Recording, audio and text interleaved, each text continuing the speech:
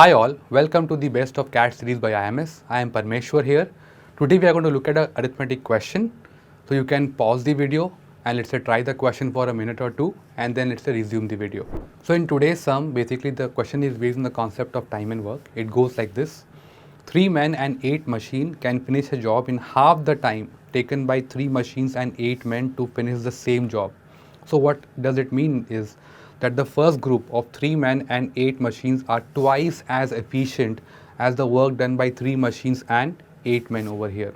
So suppose if I take some variable representing that a man suppose does X amount of work in a day's time, and suppose each machine takes Y amount of work in a day, then can we say that the amount of work done by the first group in a day's time will be nothing but 3x plus 8y. One piece of advice in this particular case, since the two initials for man and machine happens to be same, people might let's say get confused by taking m as both the variable. So kindly be very careful about that. So one can say the amount of work done by the 3 men and 8 machines is going to be 3x plus 8y, and since they are twice as efficient as second group, it is going to be equals to a 3y plus 8x.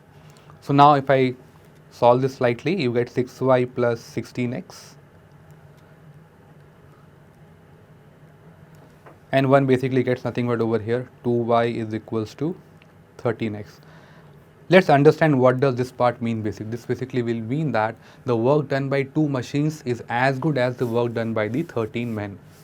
So since the question says if 2 machines complete a task in 13 days, how many men can complete the task in 13 days? So as we know in this particular case, the number of days basically are same. So the work done by 2 machines is as good as the work done by 13 men.